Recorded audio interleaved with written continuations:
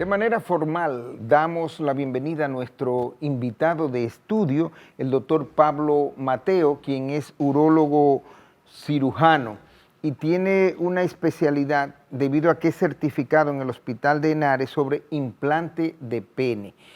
Hoy vamos a hablar justamente sobre eso, implante de pene. Y igual, todo tipo de enfermedades que tengan que ver con el sistema urinario, que sean tratados por nuestro especialista en urología. Doctor, muy buenas noches. Muy buenas noches. Primero que todo, claro.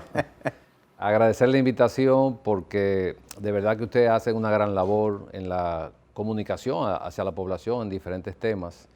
Y si no fuera por ustedes, pues muchas cosas pues no pudiéramos lograr decirle a la población que existen. Correcto.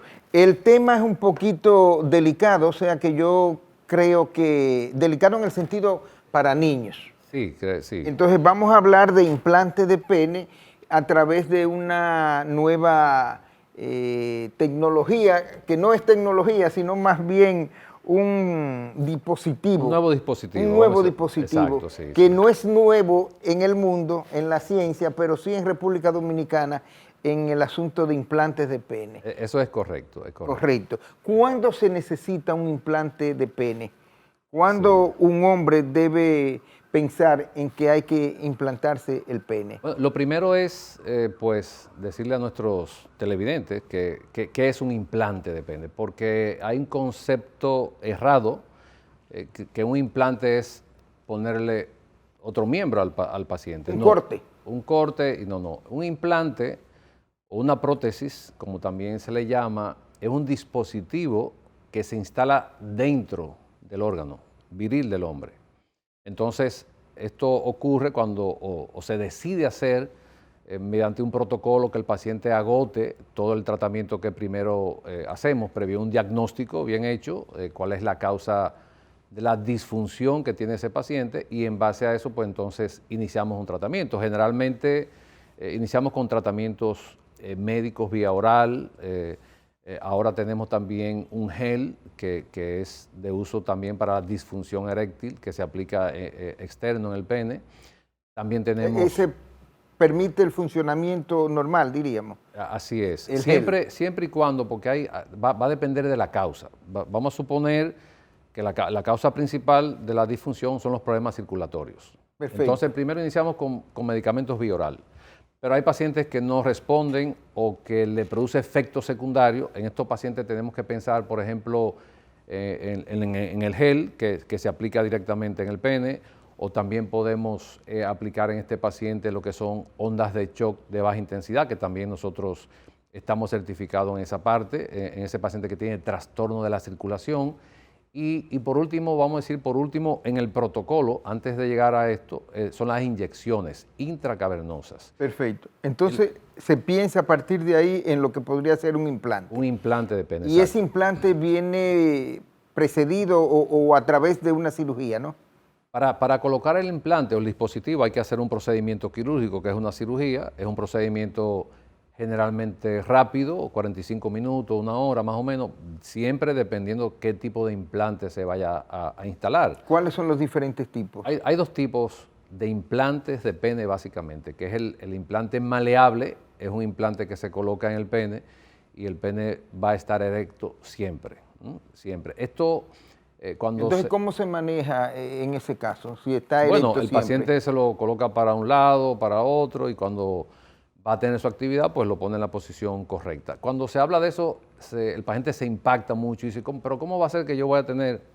Se acostumbra, el organismo se acostumbra a todo, pero este tipo de implante, generalmente el maleable, el que mantiene una erección constantemente, generalmente lo recomendamos en pacientes que tienen trastorno de la mano, de la artrosis, cuando el paciente ya tiene artritis, que no puede mover la mano, no puede manipular. Cuando los años van cayendo, diríamos, generalmente, aunque no es propio. No necesariamente, porque, por ejemplo, yo acabo de operar a un paciente con 78 años y le instalamos un implante de este tipo, o sea, no un maleable, porque él puede manipularlo. Entonces, en este paciente que no puede cerrar la mano, que no puede activar el dispositivo, entonces recomendamos este tipo de implante. Pero también otro aspecto importante y es el costo. O sea, el costo entre un implante maleable y un implante hidráulico es también importante. Entonces, muchas veces va a depender de las posibilidades que tenga ese paciente. ¿Por dónde anda ese costo? Va a depender mucho. Para hacer una comparación, vamos a decirlo así, para que nos puedan entender, un implante o una prótesis de pene es similar en el sentido de que instalamos un dispositivo. Por ejemplo, cuando se le pone un implante o se le instala un implante de seno a una mujer para que los senos pues se vean más, vamos a decir, voluminoso, y exactamente. Entonces, ese es estético. Sí, eso es estético. Pero esto no es estético. Sí, pero no es estético totalmente. Porque, por ejemplo, ahora mismo en el Instituto del Cáncer hay un departamento de cirugía plástica para instalar implantes de prótesis mamaria a pacientes que son tratadas por cáncer de seno. Entonces, que es un proyecto que yo siempre he soñado con eso porque, por ejemplo, ese paciente que nosotros operamos de cáncer de próstata, generalmente ese es un paciente que queda con disfunción eréctil. Y yo lo que siempre he apostado o he querido, que ese paciente tenga el apoyo de las ARS, de las instituciones, para que ese paciente pueda volver a tener una vida sexual activa. Perfecto. Porque es un paciente que queda mutilado con un tratamiento. Lógicamente curamos el cáncer, pero el paciente queda con el efecto secundario de la disfunción eréctil. Entonces, este paciente entraría dentro de ese grupo de pacientes para regenerar su esfera sexual. Correcto. Usted trajo un dispositivo para implante de pene. Así es. Vamos a la práctica, o sea, con el dispositivo, por favor. Bueno, si aquí tenemos... O sea, ya usted ha explicado la teoría, pero también Exacto. puede ir. Este es un dispositivo, no sé si lo pueden ver. No, puede subirlo, por favor, incluso. Aquí. Sí, así, aquí, incluso. Bueno, perfecto. Bueno, este es un dispositivo, o sea, son unos genitales donde tenemos el escroto y donde tenemos el pene. Normalmente el dispositivo, el implante, ya sea maleable o sea hidráulico, pues se instala dentro del pene con una pequeña incisión de apenas 2 o 3 centímetros. Por aquí se introduce todo. ¿Pero qué tamaño tiene ese dispositivo? No, va a depender del tamaño del miembro de cada paciente. Perfecto. Eso viene con números desde el 18, 21, 22 y dependiendo de eso, pues entonces se instala ese número de implante en el paciente. Entonces, en este dispositivo tenemos un dispositivo, valga la redundancia, de 3 componentes, o el hidráulico, que es el que se manipula para que el paciente pueda producir una erección en el momento que va a tener su actividad sexual. Lo voy a manipular para que puedan ver cómo funciona. Okay. Entonces, el paciente tiene este dispositivo a nivel del escroto, lo va comprimiendo con el dedo. De ahí que usted hablaba ahorita del problema de la mano. De la mano. El paciente que tiene un problema de artrosis no puede hacer esto. Es correcto. No puede comprimir aquí en el testículo. Ajá. Entonces, como pueden ver, aquí se produce una erección lo suficientemente rígida para que el paciente pueda tener una actividad sexual satisfactoria. No importa la duración, las veces que quiera activarlo. En el maleable, el pene siempre va a estar ¿Queda así. permanentemente? Permanentemente así. El paciente lo que hace es que se lo pone para un lado o para otro, pero siempre va a estar erecto. Aún no en actividad. Aún no en actividad. Correcto. Entonces, en este caso, que es la de 3 componentes, como vemos, se produce una erección lo suficientemente rígida, que el paciente tiene su actividad, no importa el tiempo que desee, las veces que quiera activarla en el día. Cuando termina, solamente tiene que comprimir aquí en el dispositivo que está en el escroto y con comprimir el botón, entonces se produce una... Manteniéndolo comprimido, Exactamente, se produce una flexibilidad inmediata del pene. Correcto. A su estado normal. Hay una cosa también, leía sobre el crecimiento tanto en longitud, en grosor, como en tamaño. ¿Es aquí con el implante que esto se da? Bueno, esto es un nuevo dispositivo para nosotros. Apenas hace 1 mes y medio, 2 meses que llegó al mercado dominicano a través de la Casa de Boston Científica. Aquí lo representa Antilles Dominicana. La diferencia que tiene este dispositivo, que es el único que está aprobado en el mercado norteamericano, es que puede aumentar entre 0.5 a 1 centímetro de longitud y al mismo tiempo también de grosor. En el momento que se instala, cuando el paciente lo activa, entonces se produce este aumento. Perfecto. ¿Por qué esta tiene una ventaja? Porque generalmente cuando se instala un implante de pene, el paciente nunca está satisfecho muchas veces porque dice que está pequeño, que siempre es un problema o una queja del paciente. Supuestamente normal. Exactamente, pero está normal. Con este dispositivo se gana esa longitud y ese grosor. Eso es importante. Pero un aspecto importante a mencionar cuando se instala un dispositivo de este tipo es que el paciente mantiene absolutamente todas sus funciones normales. O sea, no pierde ningún tipo de sensibilidad ni nada de eso. Su sensibilidad, el orgasmo, la eyaculación, todo se mantiene intacto, siempre y cuando el paciente estuviera normal anteriormente, porque si un paciente tiene un trastorno de eyaculación por una cirugía, eso continúa. No va a tener, exactamente, pero este es un paciente que está normal, que no ha tenido ningún tipo de procedimiento quirúrgico, que no es diabético, que tiene su eyaculación normal, la va a tener después que se instale el dispositivo. Correcto. Este es un programa interactivo. Hoy vamos a dar paso a llamadas telefónicas. Claro, claro. Y desde ya pues podemos abrir los teléfonos de manera específica el 809-689-0577 que se mantendrá en pantalla durante todo el tiempo a partir de ahora. Ahí está, 809-689-0577. Preguntas relacionadas específicamente con el implante y enfermedades que tengan que ver con el sistema urinario. Hay algo que usted mencionó de refilón, que es la disfunción eréctil. Esto cada vez más se ven, se escuchan, se oyen casos, es algo como alarmante. Bueno, entonces, causas y consecuencias. La incidencia de disfunción es alarmante porque hay una condición, vamos a decir, situacional. ¿Qué pasa? El estrés, la ansiedad son uno de los aspectos que más está afectando a la sociedad. Cuando un paciente se estresa, que yo siempre le hablo a mis pacientes del estrés, de relajarse, de hacer ejercicio. Cuando un paciente se estresa, se dispara la producción de adrenalina y cortisol, que son venenos para el organismo. Entonces, ¿qué pasa? Al dispararse esta sustancia, se bloquea totalmente la erección en este paciente. Correcto. Doctor, vamos a estar interrumpiendo. Claro, usted no, es perfecto, experto en eso, así es perfecto. que buenas noches. ¿Aló? Sí, buenas noches. Si puede identificar su nombre, lugar de llamada y pregunta, excelente. Mi nombre es Vicente. Ok.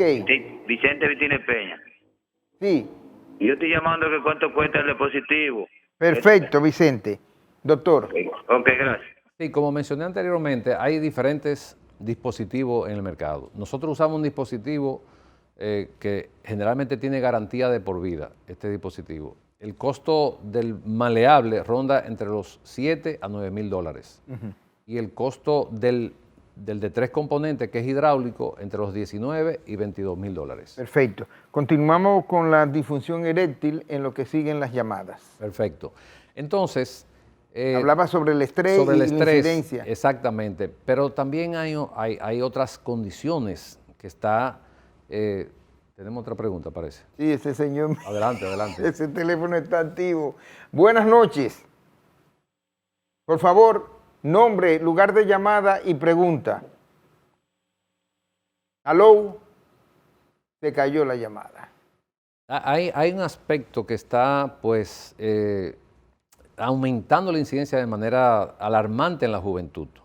Y son la juca, el vapeo, todo ese tipo de cosas. Da pena porque estamos viendo pacientes entre 20, 25, 26 años ya con un problema de disfunción. Cuando tú ves un hombre en esta edad con un problema de disfunción, el futuro de este paciente es un futuro... penoso. Sí, porque esto pues va a producir depresión en este paciente.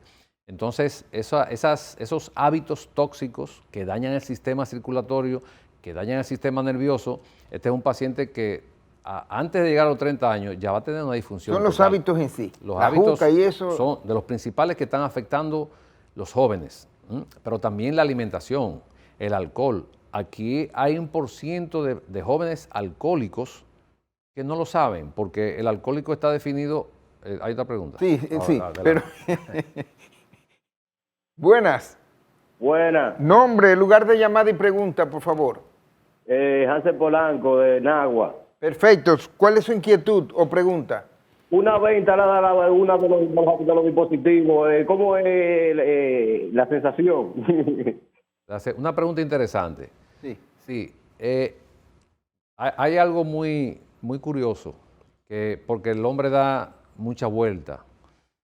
El hombre sufre mucho y sufre su entorno. Cuando un hombre está con una disfunción eréctil, le cambia la vida.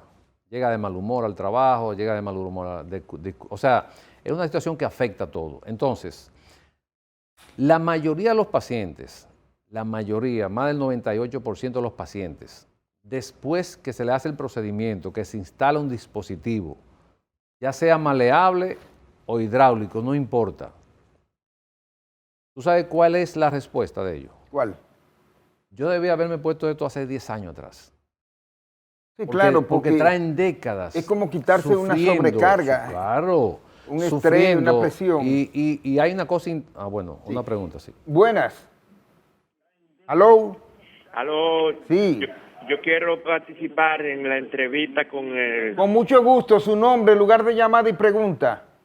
yo soy Fidel de la Cruz. Yo vivo en La Ureña, Santo Domingo Este. Perfecto. ¿Y cuál es su inquietud? Dígame. ¿Cómo? Se parece que se cayó. Se cayó. Soy yo. No, ahí está, ahí Mi está. inquietud es la siguiente. Yo tengo sonda y me tapé... Aló. Sí. Aló. Se está interrumpiendo, hay interrupción en la llamada. ¿Cuál es el problema en sí? ¿Cuál es la pregunta? Yo tengo sonda. Ah, ok, sondas que tiene. Me tapé por el pene y la sonda no se me pudo poner por el pene. Ok. Y tuvieron que hacerme una cirugía por arriba, pero yo tengo el pene tapado de una basura que se me acumuló y se puso dura en el pene. Ok. Doctor. Sí, bueno, lo más probable es que tenga lo que se llama una estrechez de la uretra. Ya habría que ver cuál es el grado de estrechez que tiene, si se puede operar, si se puede operar endoscópico o si hay que hacer una cirugía abierta. Ya habría que hacer una valoración para entonces, yo le recomendaría que vaya al Hospital Moscoso Puello, que hay un departamento que son expertos en uretra, para que entonces puedan evaluar su caso. Correcto. Eso Sí. que él habla como de basura, ¿qué es eso?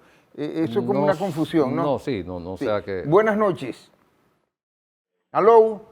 Sí, yo quiero participar en el programa. Correcto. Su nombre, lugar de llamada y pregunta, por favor.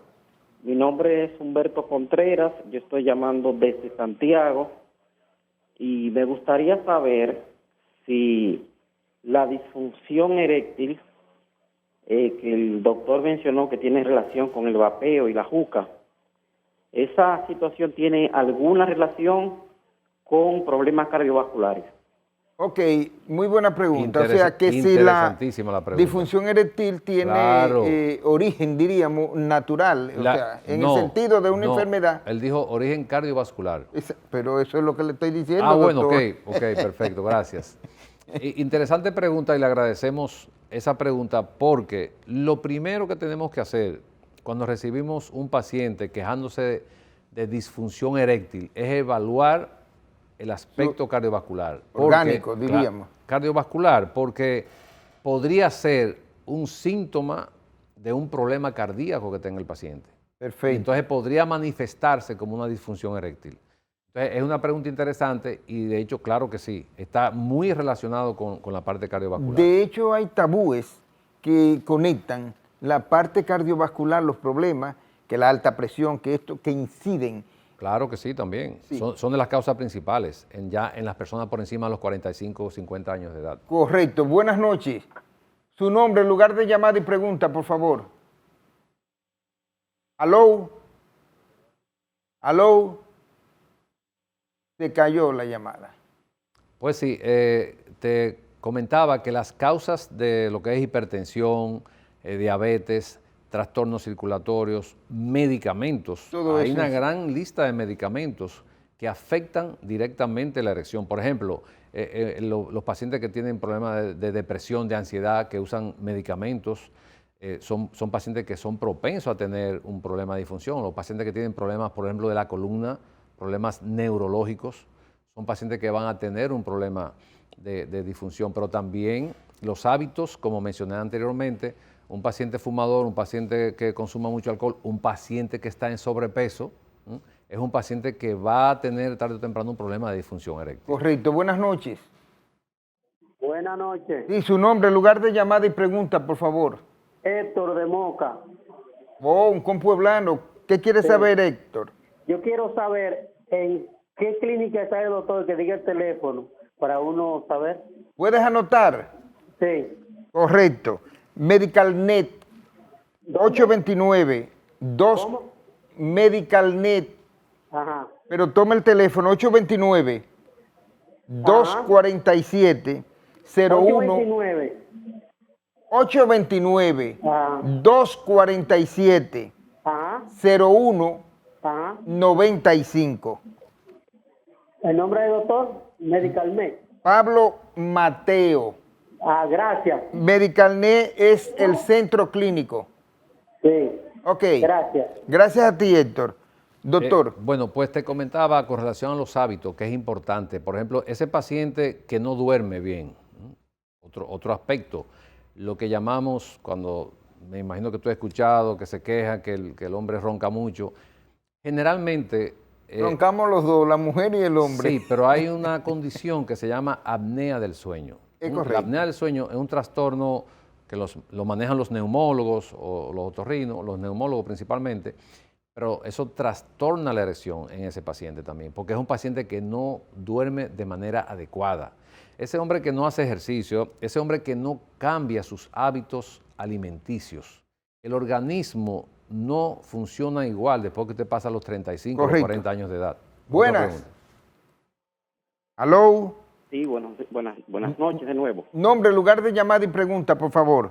Sí, es Humberto Contreras de nuevo, desde Santiago. Es correcto. Y yo quiero, la pregunta yo se la hice de que si tenía relación con problemas cardiovasculares, porque estoy pensando que es muy posible que los infartos que están ocurriendo a las personas jóvenes en este momento tienen alguna relación con el problema del uso también de la juca y de el vapeo.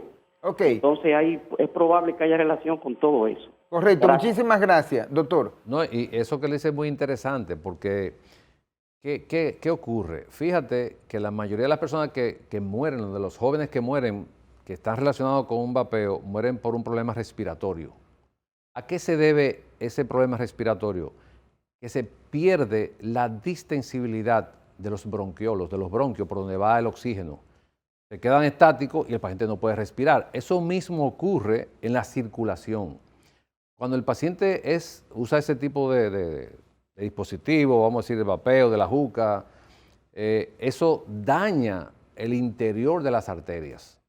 Si al pene no llega suficiente sangre, no va a haber una erección, no importa el deseo que el hombre tenga. Entonces, correcto. Este joven que abusa de ese tipo de sustancia va a tener problemas de esta índole. Correcto. Y lo que dijo el señor que llamó, que es una probabilidad de que esté aumentando la incidencia de infarto en pacientes jóvenes. Correcto. Vamos a cerrar este segmento con esta última llamada. Buenas noches. Sí, buenas noches. Su doctor. nombre, ¿Cómo lugar está? de llamada y pregunta, por favor. Sí, mi inquietud es, yo me coloco un implante hidráulico, como dice el doctor. Entonces, viene el proceso normal de la erección, o sea, de la sangre que lleva a la erección. O sea, esa combinación no puede ser peligrosa o algo. No se escuchó bien, por favor. Baje el volumen de su televisor y puede subir un poco su voz, el nivel de voz. Ok, correcto. La pregunta es un poco complicada, a ver si me expreso bien. Yo tengo un implante, o sea, yo me pongo un implante, lo que dice el doctor, hidráulico, que se ve bien interesante. Entonces, ¿qué pasa? Que el proceso natural de la sangre que lleva la erección viene porque yo me excito, y entonces también viene la sangre, aparte de que lo tengo erecto con el mecanismo. O sea, puede haber algo, no sé, si me expliqué bien. Ok, muchísimas gracias, doctor. Vamos a interpretar. No. Bueno, él dice que la sangre, pero lo que pasa es que cuando instalamos el dispositivo, el pene no se erecta con sangre ya. El dispositivo El es dispositivo asume. el impulsor. El dispositivo, fíjate, es la primera vez que hacen esa pregunta y es importantísimo porque lo que él pregunta es que si él se instala en el implante, ¿cómo va a llegar la sangre? Lo que pasa es que ya cuando se instala el dispositivo, quien produce la erección en el pene no es la sangre. No es la sangre, que es lo que él dice. Exacto, es el dispositivo que lleva una solución dentro, como si fuera sangre, y al darle al dispositivo que está en el escroto, entonces llena el pene de sangre. Perfecto. Pero, de hecho, lo puede usar de nuevo, pero Sí. cuando usted le va utilizando el dispositivo, se va viendo la erección. Exacto, se va viendo la erección. No está esperando sangre. Exacto, si puede verlo, por ejemplo, usted tiene el dispositivo aquí en el escroto y el dispositivo está instalado aquí en el pene. Cuando usted activa aquí el dispositivo que está en el escroto, entonces se va produciendo una erección porque va llegando el líquido que sustituye a la sangre al pene y entonces ahí el paciente produce una erección. Sin necesidad del sangrado, sin necesidad del del sangrado. torrente. Y algo importante, que muchas veces el paciente dice, bueno, pero el deseo sexual se pierde por dos razones principales. En este caso no se pierde. Sí, se pierde y el paciente cree que por falta de testosterona, pero no es por falta de testosterona. Lo que pasa es, cuando el hombre sabe que va a fallar y tiene temor, pierde el deseo. O sea, es un asunto psicológico. Claro, pero cuando el hombre sabe que va a tener una erección segura, el deseo cambia totalmente. Placentera total. Placentera totalmente. Oye, yo le instalé una prótesis a un paciente hace 2 meses y yo nunca vi a ese paciente, nunca le vi una sonrisa. Siempre entraba de mal humor y después que yo lo evalué ya al final, era otra persona. Yo incluso le dije la semana pasada, fulano, pero usted debe ser hermano de fulano porque yo lo veo ahora con... Es le normal, cambia todo, cuando se le cambia corrigen todo. los defectos y los errores. Mira, esto le cambia la vida a la persona. Correcto. Sí. Doctor, tenemos que pausar, recordando que estará el teléfono siempre abierto, a disposición, el 809-689-0577. Al retornar continuaremos con el doctor Pablo Mateo, urólogo cirujano, y no solamente estaremos hablando de implante de pene, sino que las llamadas pueden ser sobre cualquier tema del sistema urinario.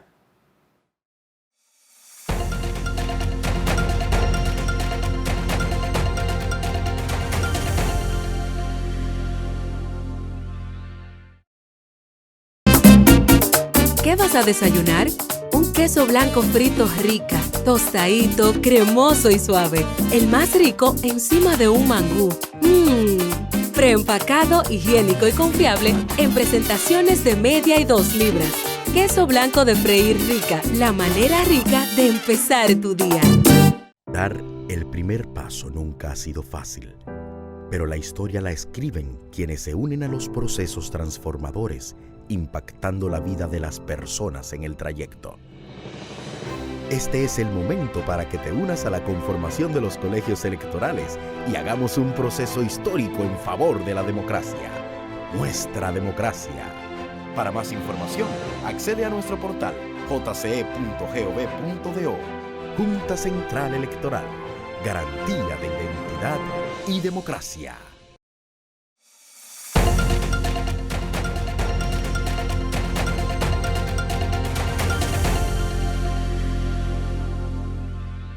Continuamos con nuestro invitado, el doctor Pablo Mateo, urólogo cirujano, y estamos hablando sobre las diferentes enfermedades que pueda presentar el sistema urinario.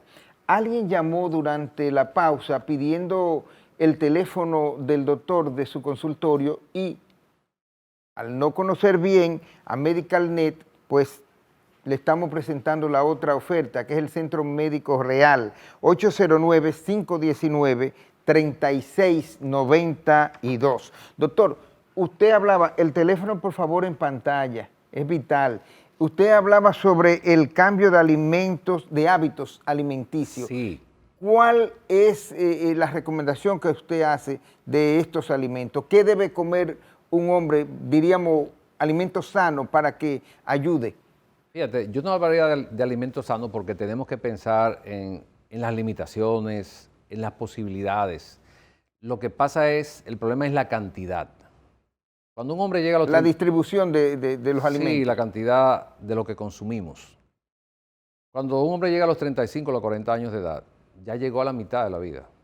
Lo que pasa es que casi nadie lo analiza, ni lo piensa de esa manera, pero ya usted llegó a la mitad de la vida, a lo que es el promedio de vida de nosotros.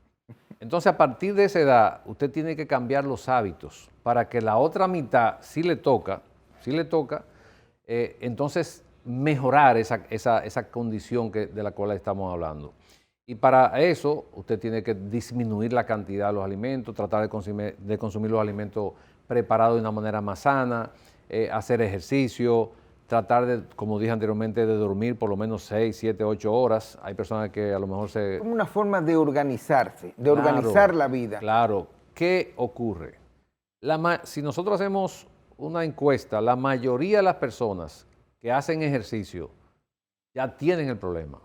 El ejercicio debe hacerse para evitar o para alargar la situación. Correcto. Porque no es lo mismo nosotros debutar con una condición de este tipo a los 75, a los 80 años, que a los 50 años. Obviamente. Buenas noches. Aló. Buenas noches. Sí, su nombre, lugar de llamada y pregunta. Carlos desde Bonao. Correcto. Carlos, ¿qué quiere saber? Me gustaría preguntarle al doctor sobre que me hablara del herpes genital y qué tan común es en este país, si algún día esta vaina podrá tener cura. No entiendo, por favor, baje el volumen de su televisor y un poquito más alto. Sí, yo digo que me gustaría que el médico me hablase del herpes genital y qué tan común es eso en este país. Perfecto. Del herpes, el herpes. El herpes genital. Sí, el herpes genital es un virus. Sí. ¿Papiloma humano? No. El herpes. El herpes. Perfecto. Son dos cosas diferentes. Lo primero que el paciente tiene que saber es que el herpes no se cura. No se cura. No hay cura para el virus. Los virus no hay forma de curarlo. Es una partícula no hay forma de destruir un virus. Se controla. Pero el herpes, la mayoría de la población probablemente tiene herpes. Un tipo de herpes 1, que es el que sale a nivel labial, y el tipo de herpes 2, que es el genital. Cuando yo hablaba del estrés hace un momentito, ¿cuál es la razón por la cual un herpes es recurrente en un paciente? Por lo mismo que yo expliqué anteriormente. El sistema inmunológico, el sistema de defensa del paciente, es básico para todo. Cuando una persona se estresa, se pone ansiosa, por eso mucha gente dice, no, me salió por estrés. No. Lo que pasa es que el estrés bloquea, afecta el sistema inmunológico y el virus se aprovecha y entonces sale de nuevo. Por eso hay pacientes con herpes que todos los meses tienen una recurrencia de herpes. Del herpes, perfecto. Herpes, sí. Buenas noches.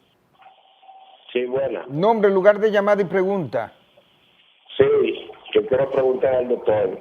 Yo tenía ahí en la vejiga hace tiempo un modulito. Doctor, ¿está entendiendo? Un durito. No se está escuchando bien, ¿eh? Un poquito más alto y baje volumen, por favor. Ok. Yo fui al mocoso cuello y me trataron y siempre nunca me encontraban lo que tenía. Nunca me encontraban lo que tenía. ¿Tú me entiendes? Entonces, finalmente, ¿qué le encontraron? Y me cerraron. Entonces, cuando no podía orinar, estaba tapado por completo. Cuando me lograron abrir, me pusieron a orinar, ok, orino demasiado ahora, pero cuando me hicieron la biopsia, salí con un cáncer, con metástasis en los huesos y de todo. ¿Qué hay con eso, doctor? Dice que la metástasis no tiene cura. No, la metástasis, cuando hay un cáncer con metástasis, que quiere decir que ya pasó a otro órgano, no tiene una cura. Eso se trata, se controla, para eso tenemos 2 institutos del cáncer, donde se maneja este tipo de pacientes y donde el Estado incluso les suple los medicamentos de alto costo para poder controlar esta enfermedad. Cuando hay metástasis, no quiere decir que ya se acabó. Hay pacientes que tienen 5, 8, 10 años con cáncer metastásico, cáncer de próstata metastásico, y están controlados. Sí. Y usted lo ve y no se imagina que tienen un cáncer con metástasis a hueso. Doctor, cuando usted hablaba del herpes, que decía no se cura, eso aterroriza. Sin embargo, usted decía se controla. Claro. Y obviamente sería bueno que usted aclarara, ampliara el concepto del control, porque usted puede vivir la vida entera con un herpes y si mantienes el control y mantienes la vigilancia médica, creo que Mira, no hay problema. La información, la comunicación, Es correcto. para mí, yo digo que en la otra vida yo era periodista, yo era comunicador, porque hay una deficiencia de comunicación que da pena. Da pena porque el paciente anda desorientado. ¿Por qué yo insisto? Pero eso no es culpa del mismo médico, porque si el paciente va, le corresponde al médico y hemos llegado a un momento en que el médico apenas le topa a los pacientes, doctor. Bueno, El incomunicado pienso, y el responsable de la comunicación ahí es el médico. Pienso que se ha perdido un poco la empatía. Es correcto. Que se ha perdido un poco la sensibilidad, que se ha perdido un poco esa solidaridad que hay que tener con un paciente. Con un paciente, porque cuando un paciente va a la consulta, primero está sacando su tiempo para ir y decidió ir a visitar a ese médico. En segundo lugar, está pagando una consulta. Yo creo que debemos ser recíprocos con ese paciente. Y una consulta que a diario sube. Sí, exacto. Deberíamos ser recíprocos con ese paciente. Pero déjame darte un dato. Yo estoy de licencia ahora por una situación de trabajo. El Departamento de Urología Oncológica. ¿Del Heriberto Peter? No, del INCAR. Del INCAR. Del Instituto del Cáncer.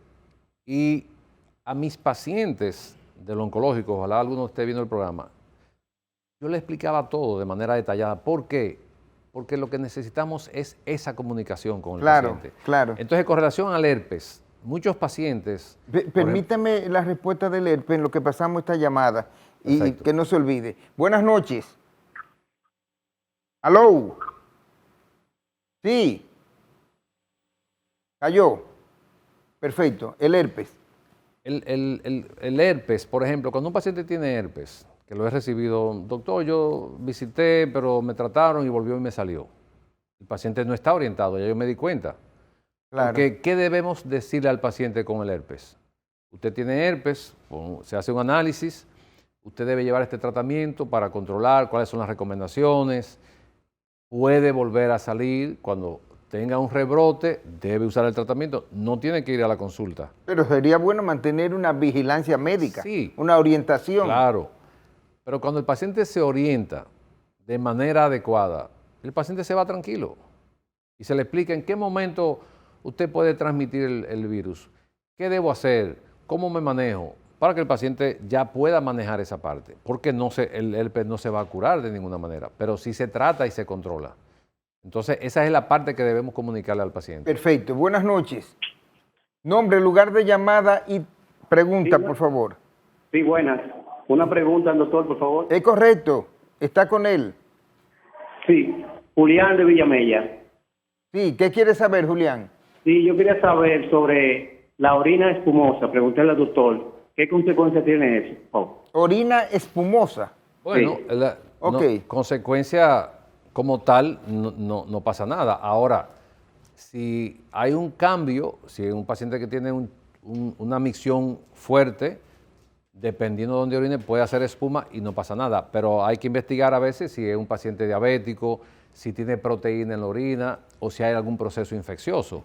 Cuando el paciente habla de espuma, muchas veces es porque anterior no ocurría y si eso empieza a ocurrir, entonces es bueno investigar por qué está haciendo espuma. Pero no tiene que ser necesariamente una enfermedad. Puede ser que el paciente tenga una buena presión al orinar. Exacto. Y produzca espuma. Correcto. Buenas noches. Nombre, lugar de llamada y pregunta, por favor. Sí, buenas noches. Le habla Esteban de Baní. Baní. Perfecto. Su pregunta. Mi pregunta es, yo escucho el programa del doctor todos los días. A las 11, los lunes. Perfecto. Entonces quería una consulta con él. Yo tengo un médico que es amigo de él, de aquí de Baní. Y yo me chequeo todos los años con él. Y yo tengo 59 años. Entonces, yo le expliqué que siento una molestia de arriba del pene. Cuando voy a orinar de noche, orino y me mejoro. Pero siento la molestia. Me he hecho todos los estudios y todo, y no me sale nada. Bueno, si ya lo han investigado, pues Si usted sigue con molestia, habría que ver, por ejemplo, si es un paciente que no consume líquido suficiente, si es que soporta mucho el deseo de orinar. Me imagino, no sé si tiene si ha investigado si hay alguna infección, si hay alguna retención de orina, que es una probabilidad. Pero para miccionar, para orinar, no debe haber molestia. Correcto. Si hay molestia es porque hay algún proceso que está produciendo este tipo de condición. Correcto. Hay una pregunta por Instagram, José Medina de San José de Ocoa, y la pregunta es la siguiente, que si un paciente con problemas urinarios causados por piedras o cálculos necesita una cirugía.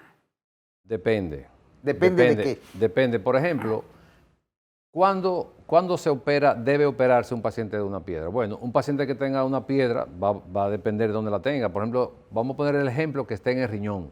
Una piedra de 1 centímetro que esté dentro del riñón, que no le produzca dolor al paciente, que no esté produciendo infección, que no altere la función renal, es un paciente que puede observarse y cambiar sus hábitos. Ahora, cuando esa piedra, no importa dónde está produciendo o alterando la calidad de vida del paciente, entonces tenemos que tomar alguna medida. O sea, va a depender de esos factores generalmente. Perfecto, doctor. Otro de los problemas que se ven muy a menudo, que se escuchan, que la gente le tiene terror, o sea, los hombres le tenemos terror, agrandamiento de próstata, inflamación, prostatitis, todo eso. Qué bueno que tú me haces esa pregunta, porque muchos pacientes van a la consulta, yo quiero operarme porque tengo la próstata grande. Realmente la próstata, y qué bueno eso, no se opera porque esté grande. No, esa no es la causa para hacer un procedimiento de la próstata. La próstata se somete a un procedimiento cuando la próstata está produciendo dificultad para orinar en el paciente. ¿Por qué digo esto? Porque puede ser que un paciente tenga, la próstata normalmente mide de 15, 20 gramos, 25 gramos, es el tamaño normal. Es pequeñita. Es pequeñita. A medida que avanzamos de edad, la próstata va creciendo. Pero hay muchos hombres que la próstata le crece y no le produce ningún síntoma. Y puede llegar a 50, 60, hasta 100 gramos y no le produce ningún tipo de problema al paciente. Entonces, ¿qué es lo que nosotros valoramos para tomar una decisión de una cirugía de un paciente? Bueno, un paciente que la próstata le creció, no responde a medicamento, no responde a ningún tratamiento, sigue con dificultad para orinar, entonces es un paciente que hay que valorar, hacer un buen diagnóstico, evaluar, hacer un buen diagnóstico y ver qué le conviene a ese paciente. El problema de la próstata es que desde que a nosotros nos dicen que hay problemas de agrandamiento y esto, como uno no es médico, como uno no es científico, uno de una vez piensa cáncer. Sí, pero es importante porque, por ejemplo, cada vez que un paciente se hace una sonografía pélvica, vamos aquí de la barriga baja, o de la próstata, doctor, yo tengo una hiperplasia, el paciente se preocupa. Pero eso no es un asunto de preocuparse. Cuando usted tenga duda, pregunte. Y si usted no tiene una comunicación fluida, una comunicación interactiva con su médico, busque otra opinión, porque usted tiene que saber qué tiene. Cuando hay dudas, y yo siempre hago énfasis en eso, incluso no importa que si me está visitando y no creen lo que yo le estoy diciendo, busque otra opinión. Correcto. Se nos está terminando el tiempo, pero es el caso del control de la vejiga. Personas que no pueden aguantar y hay una orina que se sale, que brota.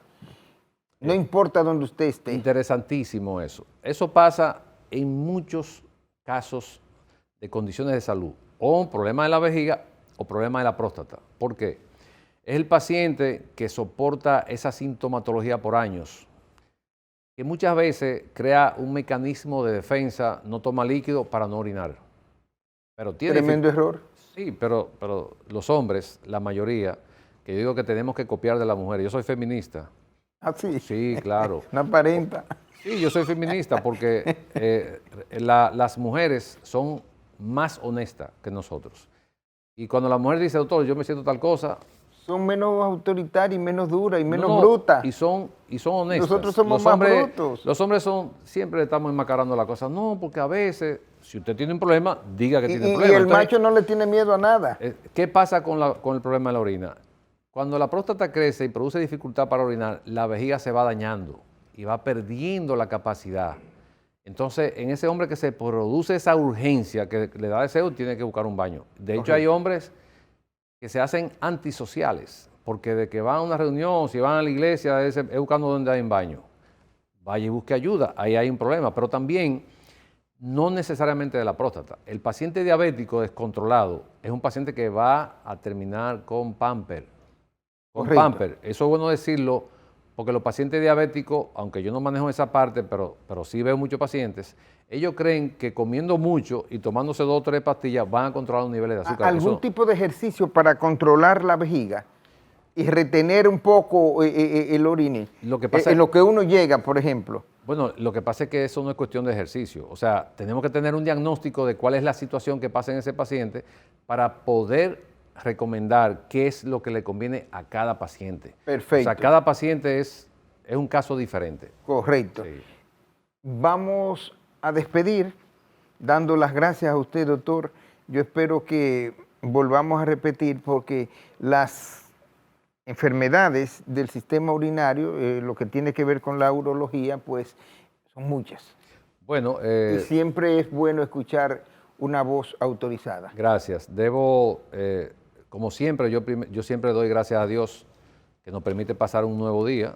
Claro. Agradecerte a ti por la invitación y por ese mensaje que tú nos permites llegar a todos los televidentes, que de verdad creo que es un gran aporte a la sociedad. Siempre estaremos para eso.